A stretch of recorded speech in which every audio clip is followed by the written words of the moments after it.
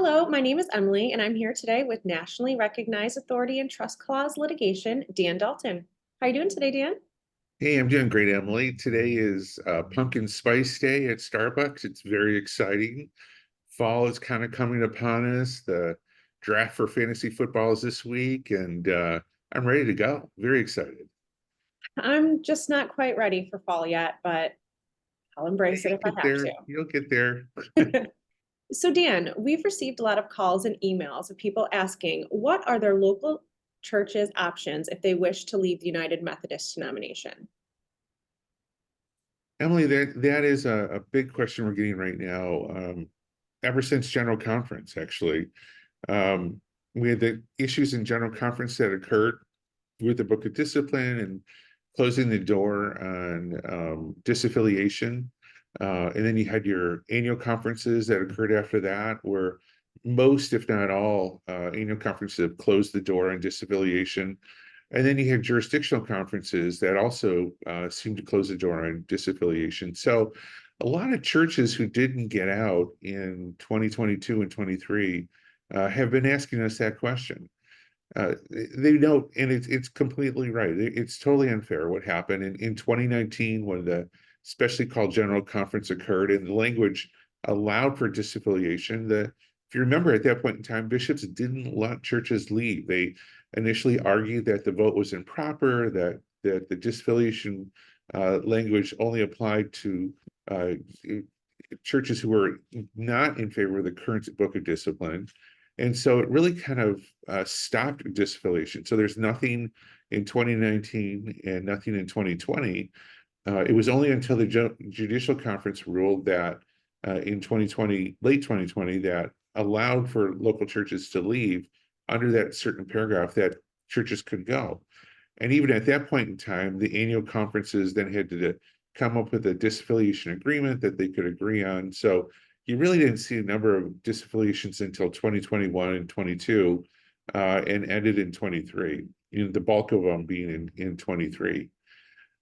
So if you missed that boat and you were told that wait till General Conference, that you could there would be another path out, and they would not do anything kind of striking in terms of changing the discipline or social principles. And then that occurred, all of that occurred where there was no path out and the discipline changed and social principles changed. Churches are wondering what to do right now. There's really three options that are available to local churches.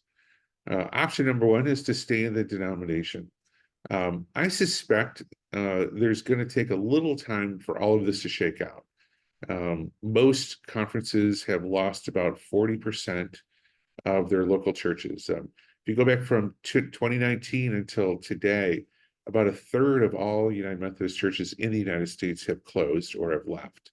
I know they've talked about a fourth, but it's actually, you look at the GCF numbers, which is published monthly, shows about just a third, a little bit more than a third of churches are either closed or have disaffiliated. The ones that have disaffiliated who have sued or have sued to leave, those are generally the larger, healthier churches who paid apportionments as well. So you have that issue. The churches that remain, there was just a report out of News that showed about 40% of those churches attendance is down dramatically. Their apportionment giving is down about 65% from where it was as well. So you're seeing a lot of kind of the conferences kind of trying to figure out what to do now. Budgets are being cut and recut, positions are being eliminated. So there's a lot happening on the local annual conference level as well. Having said that, if you can just live with what you have right now, and you can live with being a more progressive denomination as it will be by the next annual conference, and your church will kind of dwindle by that point in time. One option is just to stay in the denomination. You're probably not going to get pushed around until things settle down in the next 4 to 6 years, I would guess. Your second option, which we're seeing a lot of, is churches just walking away. And this is post General Conference 2024. A lot of churches have just decided that it's not worth the fight. that it's just easier just to create a new church organization and just walk away and start something new. Those are generally in smaller churches in rural areas where there's other churches in town that they can go to and worship in the afternoon or on a different day, and then kind of get some momentum going to grow and to go from there. Um, uh, one just this morning, actually, I received a contact from a church that decided to walk away, and they had about 100 members. About 75 walked away. They had their first service, and they had 130 people come to their first service. And we've seen that in the other churches that has occurred. We had a client in Wisconsin where they were down to about 25 members. The conference closed their church. They then kind of went to figure things out, went to a community center, and now they've tripled in size, and they are just growing and doing great. So it seems, I know I joked before this in other videos about the best church growth model today is to leave the United Methodist Church denomination. Seems to be true.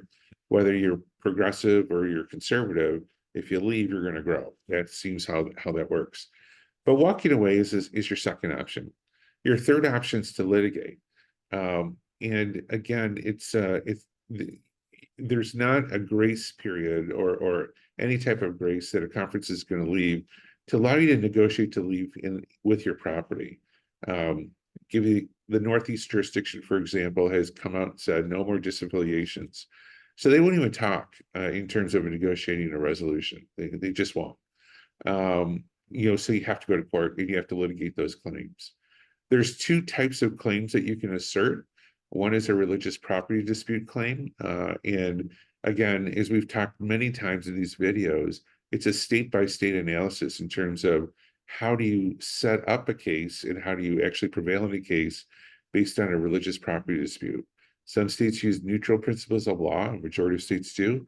Others use hierarchical deference, or there's like states that have statutes like Maryland or Wisconsin or Washington that actually years ago, those bishops persuaded the legislature to enact a state law that would enforce the discipline. So you just have to know where you're at, and you have to know how to kind of navigate through that to go forward. The second legal path is fraud. That's what we're seeing being explored and a little bit more than ever before. If you go back to the case of Jones versus Wolf, and you go through all those cases before that, you'll see that civil courts are allowed not only to assert religious property disputes, but also fraud claims.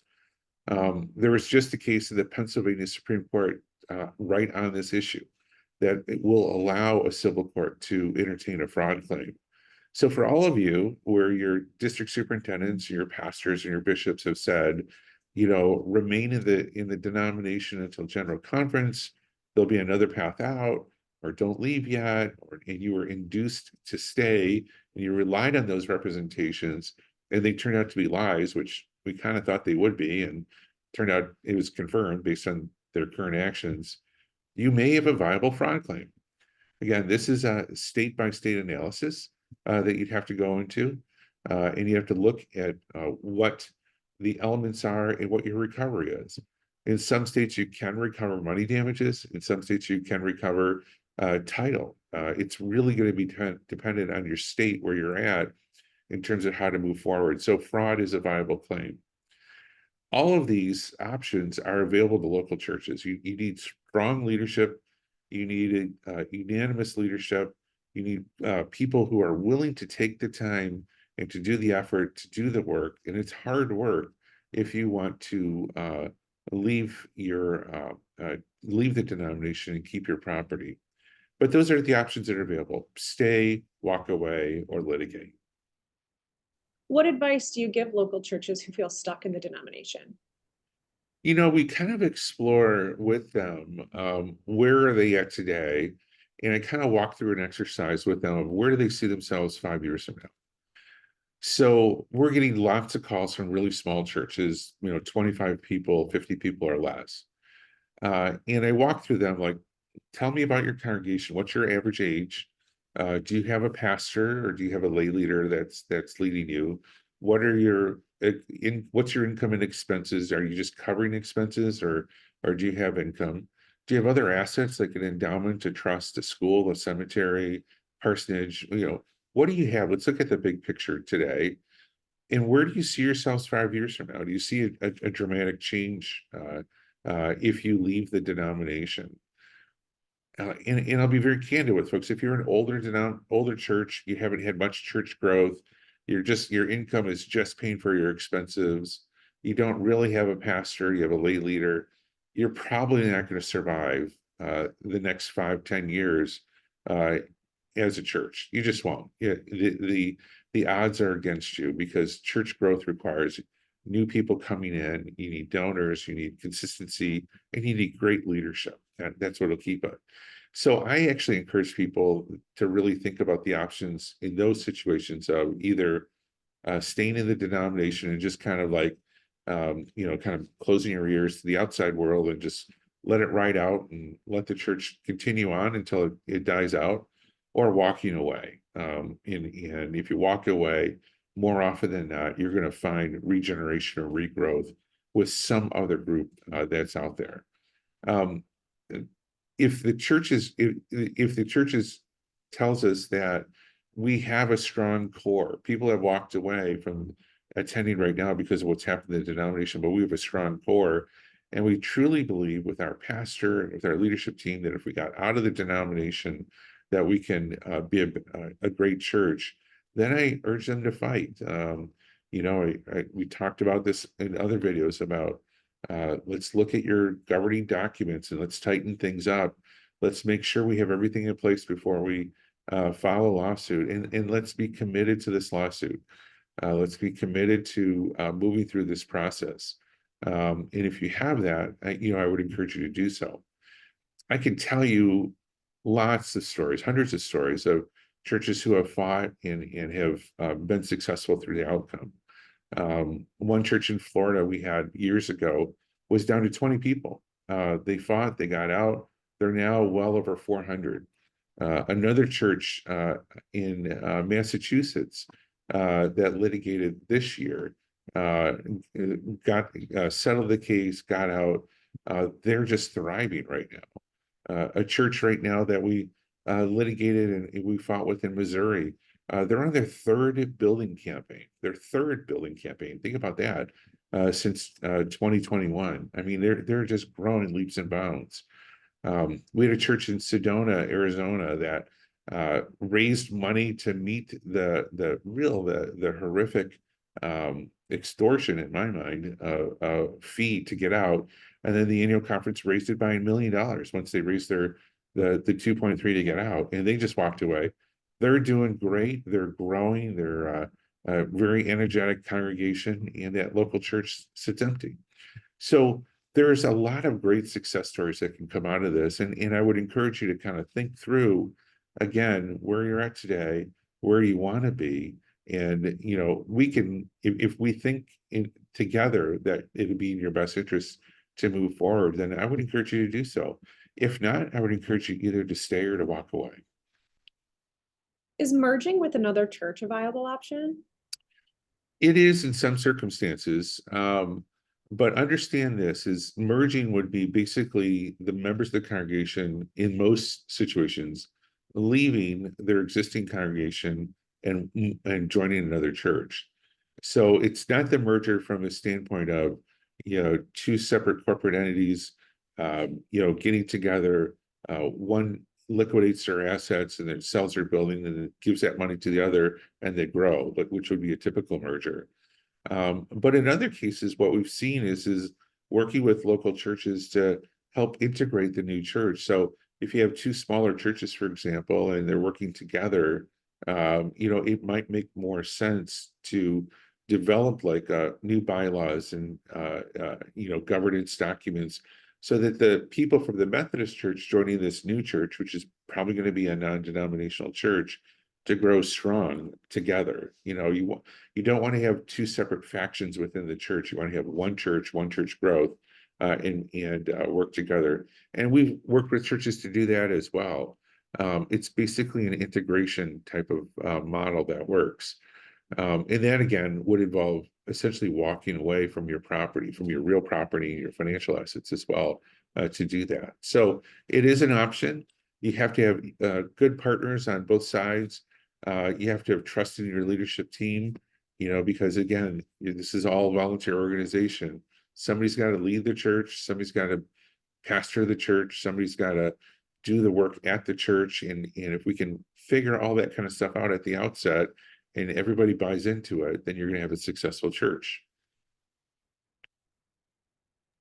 Well, as always, thank you for your insight, Dan. If your church is interested in setting up a consultation with Dan, please reach out to our office at 313-859-6000 or email us today. Thank you.